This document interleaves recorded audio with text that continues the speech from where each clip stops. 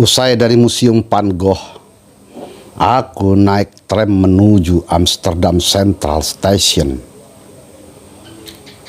Aku akan mengabarkan padamu masih soal penghargaan negara pada karya seni. Di sini ada gedung opera dan balet, Nederland Film Academy, dan lain-lain. Jangan lupa pula, aku pernah mengabarkan museum seks. Benar-benar aneh bagi telinga orang Melayu yang menjunjung norma agama dan peradaban timur. Hari ini, perjalanan mungkin lebih 5 kilometer.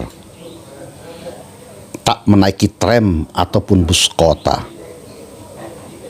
Untungnya cuaca dingin dan sedikit hujan, jadi tak berkeringat. Barangkali akan lain jika aku jalan kaki di Lampung. Banjir peluh hingga tak tertampung. Aku memasuki Tropen Museum yang berada di pertigaan jalan besar di Amsterdam. Lagi-lagi, museum ini dikunjungi banyak warga.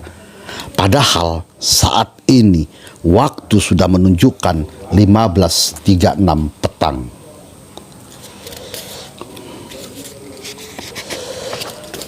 Di luar museum, gerimis belum reda.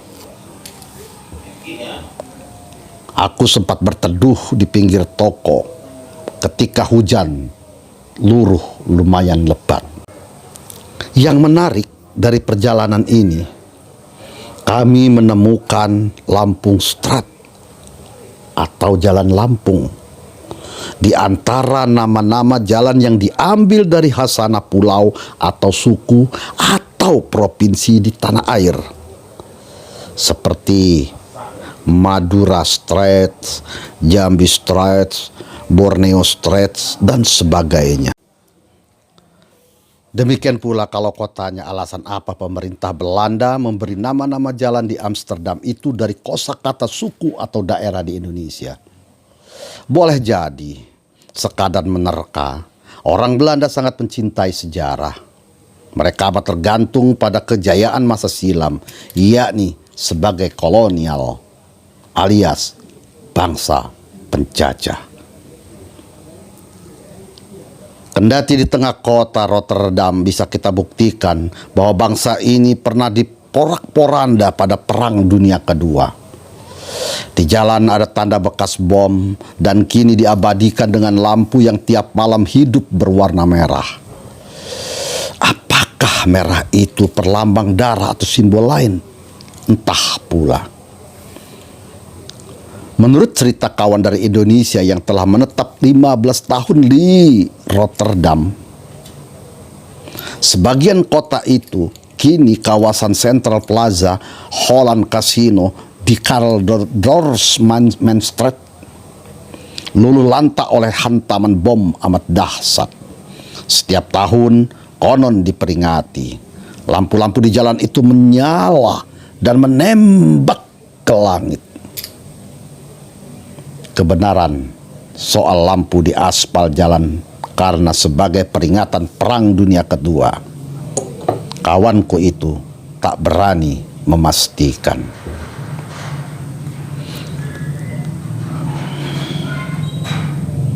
Istriku, waktu di Amsterdam jelang malam. Berbeda di Indonesia tentu sudah larut. Dan kupastikan kau sekarang sudah terlelap sambil memeluk anak kita, Zafira Adelia Putri Isbedi. Maka kusudahi cerita ini, esok kuteruskan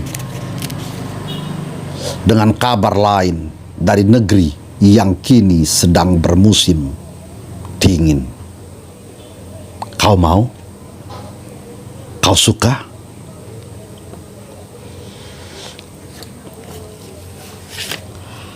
Aku ingin bercerita lagi-lagi soal merawat dan menjaga nilai-nilai kesejarahan masa lalu di negeri kita yang dilakukan penulis Belanda melimpah.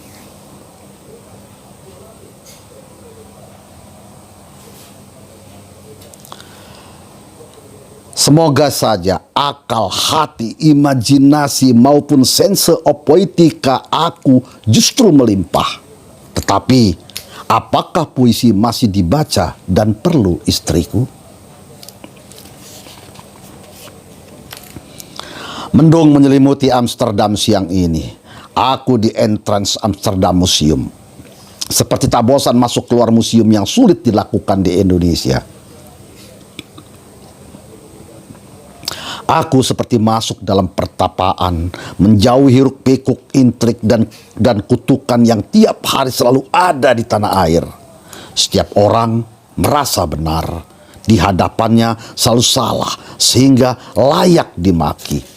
Jikapun perlu mengacung sekin. Di sini kurasakan berbalik.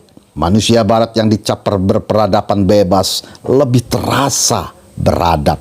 Tentu masih ada tanda tanya. Tertib di jalan raya, disiplin antri, mengucapkan sorry jika merasa salah atau tidak sengaja menyenggol orang. Di Indonesia, adu otot ataupun mata melotot sering kita saksikan hanya sebab salah lirik atau tak sengaja bertumburan. Istriku, saat ini aku di atas bus menuju Borneoland, Amsterdam. Entah untuk apa kami ke kawasan ini. Aku hanya memanfaatkan tiket yang sudah dibeli untuk sehari, 24 jam. Walaupun tahu di atas bus kalau aku salah menaiki bus, tapi yakinlah aku tak tersasar di belukar kota ini. Amsterdam kutinggalkan malam ini setelah mengisi perut di kafe Batavia dekat stasiun Amsterdam Central. Aku akan menuju Rotterdam, sebuah kota yang pernah babak belur pada tahun 1940 karena dihujani bom.